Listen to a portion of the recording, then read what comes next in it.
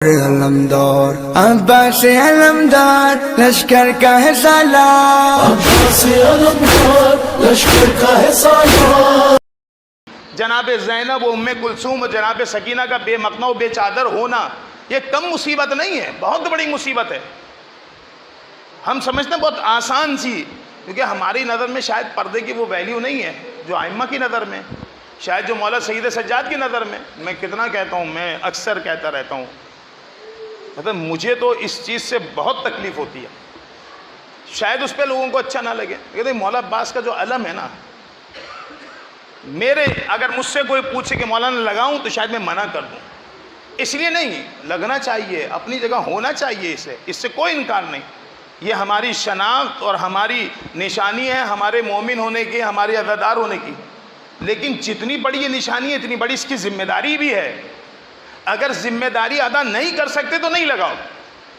یعنی اگر ہم اپنی ماؤں بہنوں کو نہیں کہہ سکتے کہ دیکھو یہ علم کے نیچے بے پردہ مت جاؤ، ساری دنیا میں گھومنا ہے، تم شاپنگ کرو، کچھ بھی کرو، اللہ بلا تمہارا دگنا تمہارے سر، نہیں سنتی نہ سنو کہہ کہ جتنا شرع حق ہے ہم ادا کر چکے ہیں، اس سے زیادہ ہماری ذمہ داری نہیں ہے۔ لیکن ہاں اس علم کے نیچے نہیں جاؤ، کیونکہ جب تک یہ علم تھا کربلا میں زینب مطمئن تھی کہ کوئی چادر تک نہیں آئے گا۔ یعنی جو سب میں زیادہ، اب مولا حسین کے بات نہیں کر رہا، مولا حسین کا تقابل نہیں کر رہا، کبھی بھی مقابلہ نہیں کرے گا، مولا عباس کا اپنی جگہ حق ہے، مولا حسین کا اپنا مقام ہے۔ جو اکثر میں روایت کرتا ہوں کہ ایک شاعر نے نوحہ لکھا کہ حسین عصر عاشور عباس کی پناہ میں تھے، اس کو بڑا ڈر لگا کہ میں نے بڑی بات کر دی، کہاں زمانے کا امام و مولا عباس امام نہیں تھے، کیسے ممکن ہے کہ عباس کی پناہ میں حسین ہو؟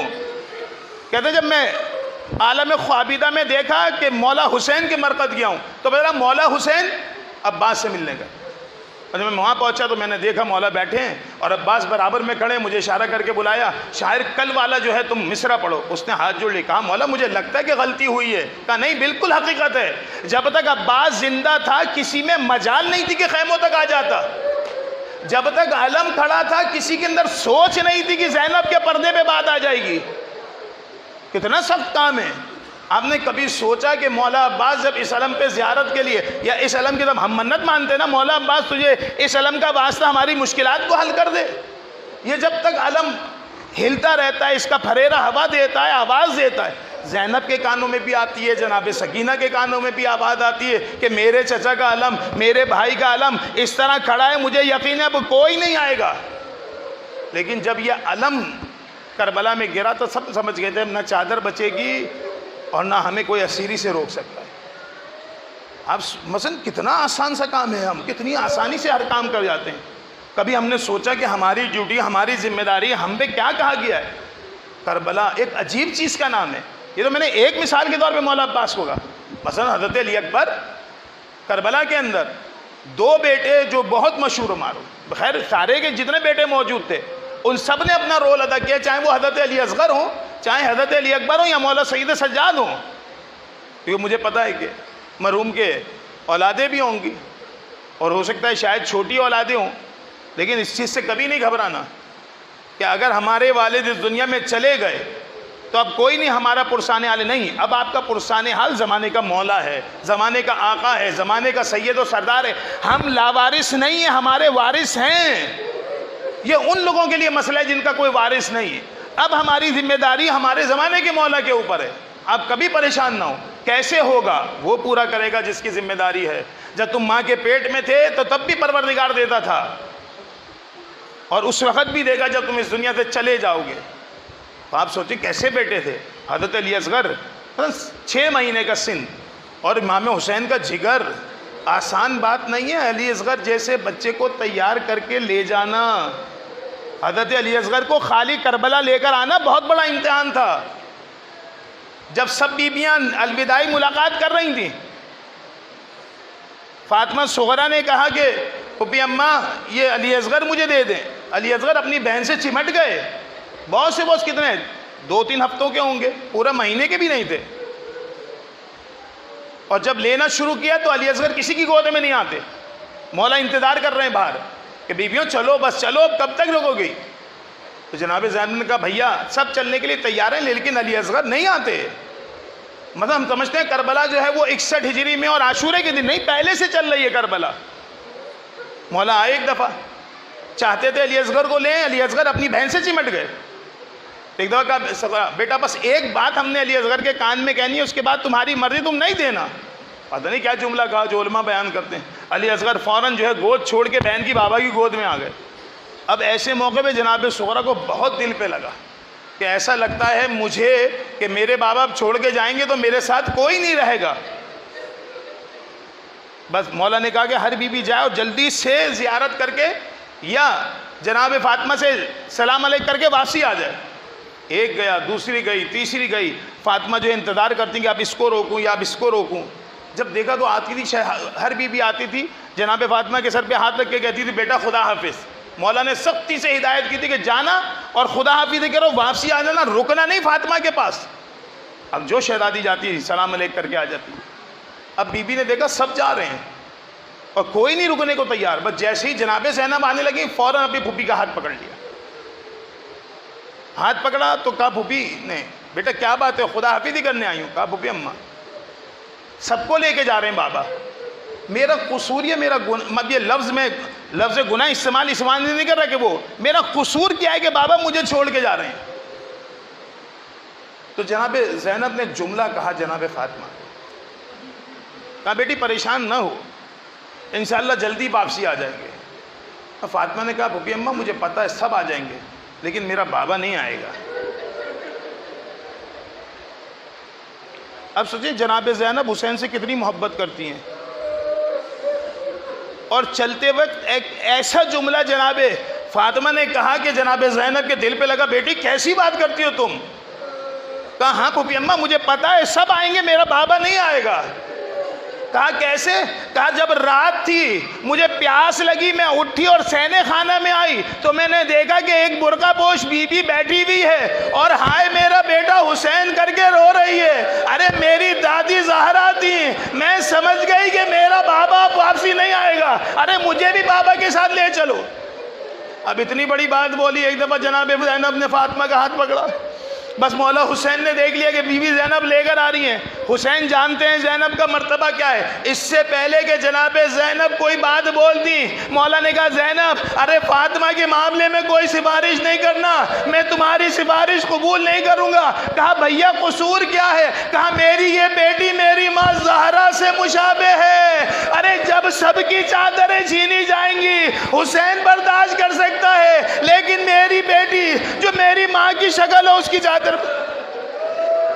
اتنا عزیز رکھنے والا حجاب کو میرا مولا.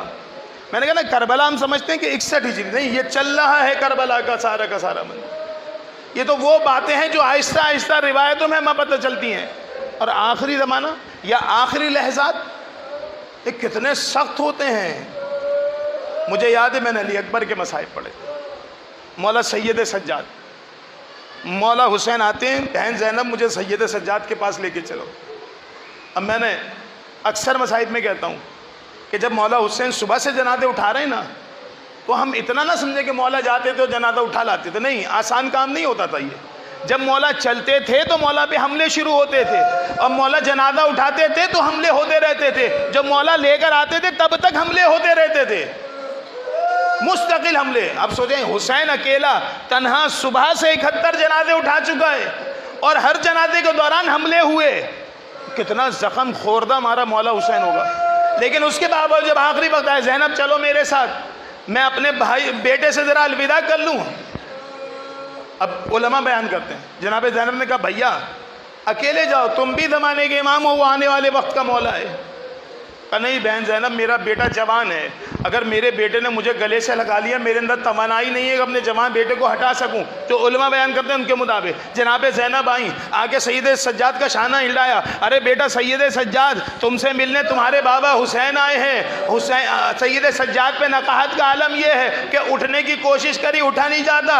ارے پھوپھی اماں ذرا پشت سے دھکا دینا مجھے, میں اپنے بابا کے احترام میں کم از کم بیٹھ جاؤں. بس میرے مولا سید و سجاد بیٹھے ہیں, دیکھا میرا بابا تنہا کھڑا ہے. ارے بابا آپ اکیلے ہیں، علی اکبر کہاں ہیں؟ کہا بیٹا شہید کر دیا۔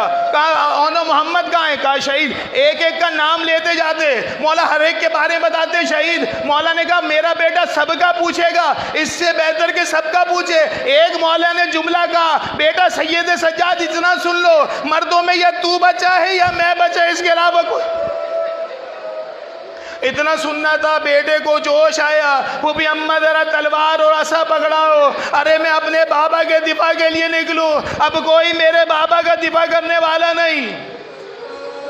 مولا نے سید سجاد کو تھپکی دی، بیٹے سے اسرار امامت تبدیل کیے، وصیتیں کرنی تھی کی، بس واپسی چلے۔ چند جملے آخری، ہم سمجھتے ہیں کہ خالی ہم ایک کے جانے سے ایک آدمی متاثر ہوتا نہیں، پورا کنبہ متاثر ہوتا ہے۔ حسین اپنی آخری سفر کے لیے آ رہے ہیں، اپنے رہوار کی لگام کو ہاتھ میں پکڑا اور ایک دفعہ نہر فرات کی طرف دیکھا اور فوراً یاد آیا جب مدینے سے چلا تھا تو کوئی آگے ہاتھ بڑھا کے میرے پاؤں تھامتا تھا، کوئی لگام کو پکڑتا تھا، کوئی میرے زلجنہ کو روکتا تھا، کوئی مجھے سوار کرانے کے لیے میرا ہاتھ تھامتا تھا۔ ہائے رے میری غربت، میں اپنے رہوار پہ سوار ہونے جا رہا ہوں، آج مجھے کوئی تیار یا سوار کرانے والا نہیں۔ میں اتنا سوچنا تھا، پیچھے سے کس نے تھبکنا شروع کیا، اے بھائی حسین تو کیوں پریشان ہوتا ہے؟ آج عباس کی بہن زینب ہے، ارے میں تجھے سوار کراؤں گی۔ بالکل آخری ملاقات ہے جناب زینب و مولا حسین کی، بس جیسے ہی شاید جناب زینب کو دیکھا، یاد آ گئی کہ مجھ سے کوئی وصیت کی تھی۔ کہا بہن زینب ذرا شانوں سے چادر ہٹاؤ۔ کہا بھیا کیوں؟ کہا ہٹاؤ تو صحیح، ارے ایک وعدہ تھا جو پورا کرنا ہے۔ زینب نے ہاں چادر ہٹائی، مولا حسین نے جناب زینب کے شانوں کا بوسہ لیا، کہا مجھے بابا نے کہا تھا حسین جب آخری ملاقات کرنا، ارے میری طرف سے میری بیٹی کے بازوؤں پہ بوسہ لینا، کیونکہ رسن باندھی جائے گی۔ بس اس وقت زینب کو یاد آیا، بھیا ذرا گردن کو نیچے کرو، شاید باہوں میں لیا ہوگا، گردن پہ پیار کیا ہوگا۔ بہن زینب کیوں؟ کہا مجھ سے ماں نے کہا تھا، ارے بیٹی زینب میرے حسین کے خوش گلے پہ جب چھری پھرے، حسین تجھ سے آخری ملاقات کو آئے، ارے میری طرف سے حسین کی گردن۔ وَسَيَعْلَمُ الَّذِينَ ظَلَمُوا أَيَّامَ انْقَلَبَ يَنْقَلِبُونَ۔ پروردگارہ اس قلیل ترین عبادت